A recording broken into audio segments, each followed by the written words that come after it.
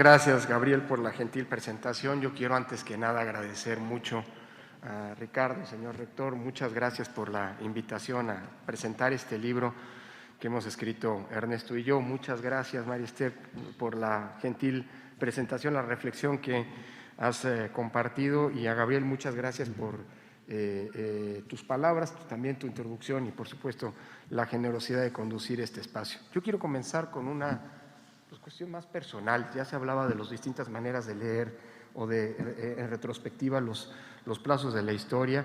No puedo, en lo personal, no comentar esto, que para mí es un motivo de un enorme orgullo. La primera vez que tuve el contacto, digamos así, con la Universidad de Guadalajara fue en 1989, cuando, acompañando a mi padre, que había sido invitado por el entonces, si no me equivoco, recién designado, el doctor Padilla, como rector, impartió algunas conferencias. Una de esas conferencias, si no me equivoco, fue aquí en el Paraninfo.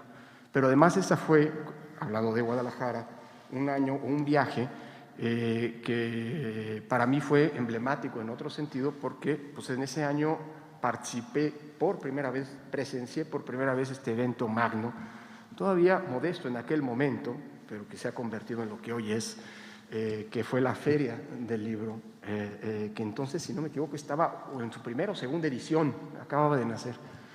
Desde entonces he procurado venir a la Universidad de Guadalajara cuantas veces se me ha permitido, sea en reuniones, sea en exposiciones, sea impartiendo charlas, en fin, discutiendo con su claustro académico, y cada vez que he podido he venido a la Feria del Libro.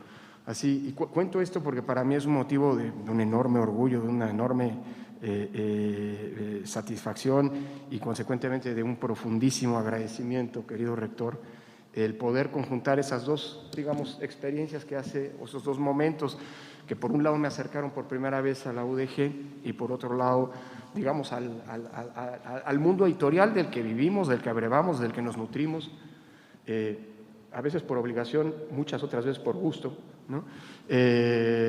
Hoy aquí en este espacio que es emblemático de la propia universidad y para presentar justamente un libro. Así que muchísimas gracias por eso. Para mí, en lo personal, insisto, es algo muy simbólico, muy sentido, que agradezco profundamente, además de la oportunidad de poder compartir este espacio con amigos, caras conocidas, lo cual implica que venir a la feria por un lado y venir a la universidad también rinde frutos. Señor rector Tonatiuh, muchísimas gracias. David, en fin, muchos amigos aquí, la verdad. Gracias por permitirme compartir con ustedes algunas reflexiones sobre esto que Ernesto y yo hemos escrito. Yo comenzaría diciendo que el título, como ya lo decía Gabriel en la introducción, no solamente pretende ser un título provocador, sino es un título que describe, que busca describir el contenido del libro, sino además es un título que tiene, y lo digo sin medias tintas, una clarísima intención militante. Es un título conscientemente militante. No busca ser solamente en este sentido un recordatorio de lo mucho que nos ha costado construir un sistema electoral confiable, equilibrado, respetuoso de la voluntad popular, en pocas palabras, que condensa pues, aquella expresión anglosajona que resume lo que son las elecciones democráticas, es decir, elecciones libres y justas, con independencia de lo mucho que se puede mejorar nuestro sistema electoral, pero que ha sido producto de una ardua historia, de una compleja historia que ha costado sangre, como se ha mencionado incluso aquí, y en ese sentido que ha permitido la creación de un sistema de partidos plural y competitivo, que ha permitido que la alternancia como un fenómeno típicamente democrático sea parte de la normalidad política, de la vida política en el país. Si bien es cierto que la alternancia no es lo que define a una democracia, sí lo que define un sistema democrático es que existan condiciones reales para que pueda ocurrir eventualmente la alternancia. Y te mando un abrazo, Mara, perdón, hablando de amigos.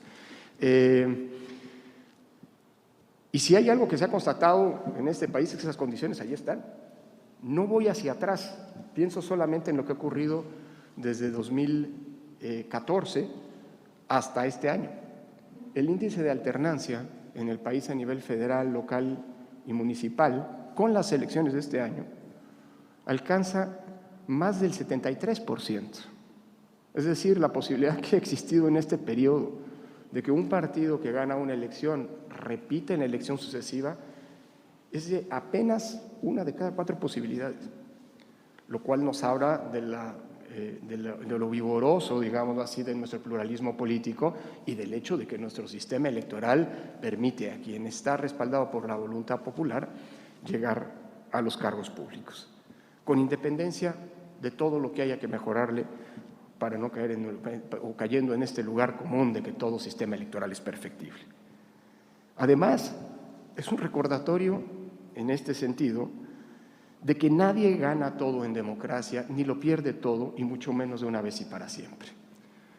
En la democracia, por supuesto, en una elección hay ganadores, hay perdedores, pero me atrevo a decir quién fue el ganador de la elección pasada. Sin duda hay una fuerza política mayoritaria que obtuvo triunfos en donde nunca los había obtenido y demás, pero también es cierto que pues, esta elección es un buen recordatorio, y hablo de esta elección porque es la última, aunque el libro no se ocupa de esta, pero es un buen recordatorio pues, de que el voto en México ya no es solamente un derecho mediante el cual las y los ciudadanos podemos determinar quién nos gobierna y quién nos representa, sino también es un efectivo mecanismo de rendición de cuentas como ocurre en democracias. El voto sirve para premiar buenas acciones de gobierno, buenas gestiones de gobierno o para castigarlas. Por eso hay que explicar, o de esta manera hay que explicar esa alternancia. Pero el libro es un libro con un título militante y con un contenido evidentemente que también lo es, porque busca también ser un homenaje y un reconocimiento a quienes fueron autores del proceso de transición. Ya lo decía el señor rector, la transición no es obra de una sola persona, de un solo partido, de una sola fuerza política, de una ideología. La transición es el resultado de esfuerzos de muchas generaciones de mexicanas y mexicanos desde distintas trincheras, la política propiamente hablando, la política partidista si se quiere, la política desde los parlamentos, la academia, la prensa, la calle, que nos ha permitido construir algo en donde no lo teníamos. Es decir, un sistema, un conjunto de normas, de procedimientos que nos permiten eso, que a partir del voto, esas alternancias, esas sucesiones en el poder de manera pacífica, aunque ahí tenemos en efecto un desafío enorme en términos de la violencia cada vez más normalizada, hablo de la violencia criminal que eventualmente irrumpe en la política como un gran desafío. Pero esa obra colectiva busca ser reconocida, insisto, de caras visibles, de nombres visibles, a veces denostados, por cierto, en los tiempos, iba a decir recios, a la Vargas Llosa, pues a veces no solo recios, sino hasta infames que vivimos, sino también los muchos héroes anónimos que nos permitieron construir nuestro sistema democrático. Ahora, el libro es militante no solamente en su título, y hay un propósito declarado. Es normal cuando hay alternancias, pero no esto es un fenómeno mexicano solamente, que quien llega al poder pretenda reescribir la historia o vender la historia de que, o la idea de que con esa alternancia, con esa nueva llegada, comienza el cambio democrático. Y no estoy hablando de 2018 todavía. Así nos ocurrió en el año 2000. Así nos ocurrió en el año 2000. Con la primera alternancia en la presidencia de la República, cuando desde la tribuna presidencial se clamó, finalmente llegamos a la democracia. De nueva cuenta, la personalización de la política y de los eventos políticos como si esos fueran eventos que son sin duda históricos, pero los eventos que marcan la historia. Este libro, en este contexto, tiene un propósito claro y declarado. Frente a estas posturas creacionistas que han venido construyendo la idea de que el 1 de julio de 2018 es el inicio de nuestra democracia, de la democracia de veras, de la democracia real, el libro asume una postura anticreacionista, es decir, evolucionista, y aquí va un mensaje a uno de los más grandes científicos mexicanos, teórico del evolucionismo, el doctor Lascano, por cierto, denostado, como suele ocurrir en los tiempos que corren, ¿no? Que es un homenaje también a él, una postura evolucionista de la construcción de nuestro sistema democrático. Y no quiero decir con esto que el 1 de julio de 2018 no haya comenzado una nueva etapa de nuestra historia. Ojalá sea una etapa, digamos así, en la que los grandes pendientes nacionales, en la que los grandes problemas que aquejan a nuestra sociedad, de pobreza, de desigualdad, de corrupción, de impunidad, de violencia e inseguridad, se resuelvan. Eso lo dirá la historia, pero no es la historia que se busca contar aquí. La historia que se busca contar aquí es justamente la de esa evolución y cómo desde este punto de vista el 2018, para ser entendido a cabalidad, debe ser visto como un punto de llegada hasta ese momento de una larga evolución que puede tener distintas cronologías o temporalidades, como se quiera ver, pero que es, sin lugar a dudas, el resultado de una trabajosa construcción paulatina y gradual de reglas, de procedimientos, de garantías para derechos, no exentas en ocasiones de retrocesos, pero que en conjunto han transformado profundamente al país. El libro, desde ese punto de vista, quiere ser un recordatorio de cómo, para plantear un arco temporal en 30 años, de 1988 a 2018, el país era radicalmente distinto. Por supuesto que 2018 tampoco es un punto de llegada, un punto terminal. El 2018, visto en retrospectiva, es una estación más de una larga historia que continúa y cuyo proceso y devenir es responsabilidad también colectiva, como lo fue la construcción de la historia de donde venimos.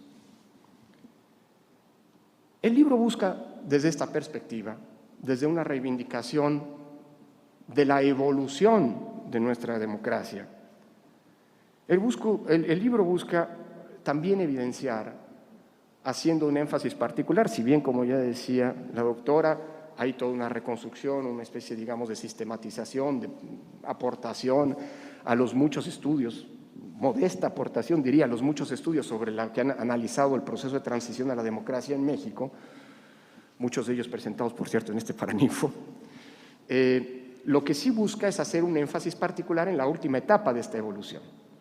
Es decir, ya se decía, en el momento que va desde la última reforma, la de 2014, que en efecto, pues tal vez si se le ve en comparación con las otras grandes problemáticas y necesidades, doctora, que las reformas previas o que las reformas de las etapas previas buscaron enfrentar, puede parecer más discutible, más criticable. Digamos, no se trató de construir equidad, no se trató, si acaso, de reforzarla, no se trató de construir, digamos, garantías del voto libre, si acaso reforzarlas. Es una reforma que busca homogeneizar, que busca, digamos, que las condiciones de la competencia democrática fueran similares o que se ciñeran a los mismos criterios, a los mismos procedimientos, a la misma institucionalidad en el plano local y en el plano nacional. Pero de 2014 a 2018 no fue fácil instrumentar una reforma de ese calado, pero fue posible y demostró, no sin esfuerzos, este periodo, la viabilidad de dicha reforma. A eso se centra, en este periodo específico se centra el libro que hoy presentamos. Claro, sin dejar de reivindicar esa dimensión evolutiva, gradual, paulatina, de la que aquí ya hemos insistido hasta el cansancio. Este libro, centrándose en esta última etapa de 2014 a 2018, busca describir las complejidades de lo que significó aterrizar y hacer viable esta compleja, sin lugar a dudas, reforma. Aquí hay expertos electorales, exfuncionarios de órganos electorales, y no me van a dejar mentir lo complicado que ha sido tanto para el INE como para los soples articular esfuerzos, digámoslo así, conjuntar, dejar de lado, como me gusta decir, visiones supremacistas por un lado y por otro lado visiones soberanistas, y al final del día permitir las condiciones que en su momento, en 2018, y ahora de manera reiterada en 2021 nos han dado las mejores elecciones desde el punto de vista técnico y organizativo de nuestra historia. Es cierto, llegamos a 2018 y por una de las principales críticas de Libres y porque no se siguieron, pues no nos seguimos a propósito, no solamente para cerrar, sino porque lo que ocurrió de 2018, incluso en la dimensión electoral, no hablo de lo demás, no digo que es otra historia, pero es otra parte de la historia de nuestra democracia. Y para hacer un balance sobre la misma creo que va a esperar un poco. Quizá la vuelta al cubículo universitario sea un buen pretexto para poder dedicarnos a contarla. Termino con un par de reflexiones. Decía quien me acercó por primera vez a la Feria Internacional del Libro de Guadalajara y quien me acercó por primera vez a la Universidad de Guadalajara, Arnaldo Córdoba, en un texto, La historia maestra de la política, que la historia es memoria del pasado en el presente y fundamento para pensar y orientarnos hacia el futuro. Y ese libro busca abonar en ello. Son tiempos turbulentos para las democracias en todo el mundo. Los problemas de las democracias ya no son problemas, digamos así, que aquejan solamente a aquellos países, como se decía en los 90, con democracias en vías de consolidación frente a las democracias añejas de Europa o de Norteamérica. Hoy los problemas son problemas comunes. La crisis de confianza en las instituciones, el desencanto con la política, digamos así, el efecto de las promesas incumplidas de la democracia en el ánimo y en el malestar, en el ánimo social, en el malestar social, las noticias falsas, la polarización que siempre ha existido, pero que hoy está peligrosamente mezclada con la intolerancia. Entre otros, forman parte de este delicado caldo de cultivo en donde pueden germinar pulsiones autoritarias. Allí nos encontramos. Y ese es el gran desafío, sortear los riesgos que hoy tienen las democracias. Para hacerlo, no podemos no mirar y anclarnos en el pasado. No para quedarnos en él, sino para nutrirnos de él y no perder de vista todo lo que nos ha costado llegar hasta donde hoy estamos. En efecto, ya lo decía Ernesto, de cara a una eventual reforma electoral, que todavía no acabo de entender para qué, ni qué es lo que se quiere mejorar, un buen consejo de los procesos de reforma previos es tener claro qué se quiere mejorar y que lo que se propone es la mejor ruta para mejorarlo. Pero bueno, de cara, decía, a una eventual reforma electoral, este libro también busca generar insumos para reflexionar sobre el sistema que tenemos, sobre sus fortalezas y sobre sus áreas de mejora. Creo que es una aportación desde este punto de vista que busca no otra cosa sino incentivar una discusión informada en tiempos en los que la verdad, la objetividad, y la verdad no está en este libro, la verdad es algo relativo que se construye a partir del debate. El libro busca abonar ese debate, no otra cosa. Pero la verdad, la información es profundamente despreciada. Termino con esto. La evolución de la democracia, como el libro también busca evidenciar, ni es lineal, ni es unidireccional, ni es tersa, sino que por el contrario es compleja. El camino a la democracia es un camino que puede ser de ida y vuelta.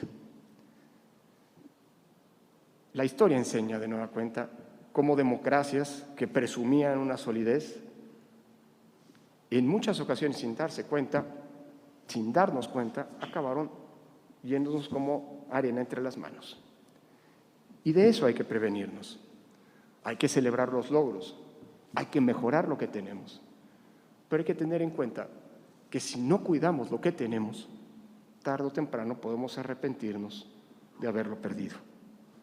La construcción de la democracia, sostenemos Ernesto y yo en el libro, es el resultado de una obra colectiva. El sostenimiento y la mejora, ojalá, de la democracia implica una defensa colectiva. La democracia no se construyó en un día, en efecto, pero si no la cuidamos, de que se nos puede acabar en poco tiempo, se nos puede acabar. Y el libro no busca hacer otra cosa sino un estímulo para que la vocación democrática que nos ha permitido construir un sistema electoral que, con independencia, insisto, en lo que pueda mejorarse, es hoy objeto de reconocimiento nacional e internacional, requiere comprensión,